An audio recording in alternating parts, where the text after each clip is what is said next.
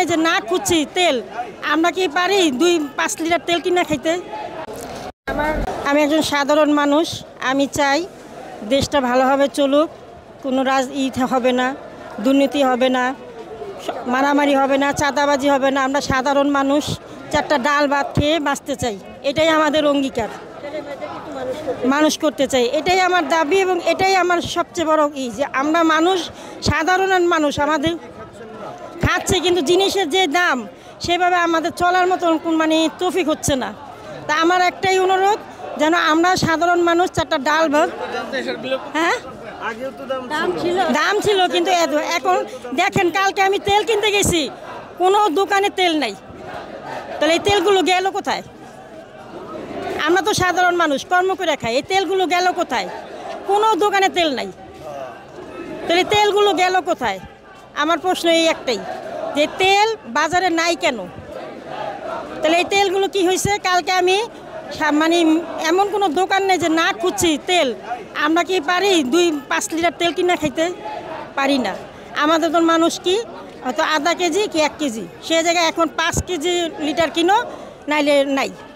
তাহলে এই তেলগুলো গেল কোথায়? এটাই আমার একটাই অনুরোধ, যে এই তেলগুলো আমাদের মতো এমন একজন সরকার চাই যাতে সে নিয়ন্ত্রণে রাখে, সে যেন সবকিছু নিয়ন্ত্রণে রাখে, যেন আমরা সাধারণ গরিব মানুষ আমরা যেন খায়া পয়রা কোনো রকমভাবে বাঁচতে পারি।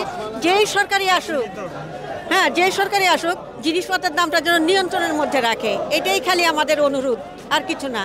আর ছেলে মেয়েদেরকে যেন একটু ভালোভাবে পড়ালেখা করাতে পারি। এই যে আমার বাচ্চারা, আমি বেঙ্গল স্কুলে ভর্তি করাতে গেছি, চান্স নাই, ভর্তি করতেছে না।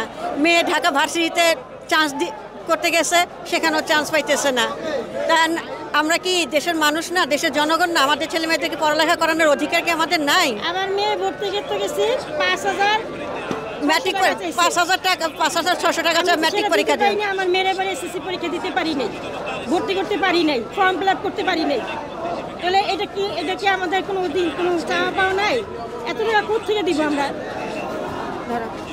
সে প্রধান শিক্ষক বলে দিছে 5,000 টাকা, 5,300 টাকা দিতে, এবং 11 তারিখে আমার মেয়ের আমি ভর্তি করতে পারি নাই, এবং এই বছর আমার মেয়ের আমি এসএসসি পরীক্ষা দাঁড়াতে পারি নাই, শুধু টাকার জন্য। খাবো না ঘর ভাড়া দিব না মেয়ের লেখাপড়া করাবো? তাই সরকারের কাছে আমাদের একটাই দাবি, যে ভালো একটা সুস্থ নির্বাচন হয়ে ভালো একটা সরকার আসুক, আমাদের গরিবদের দিকে একটু তাকাক। আমরা দিন মজুর, দিন আনি দিন খাই, এটাই আমার দাবি।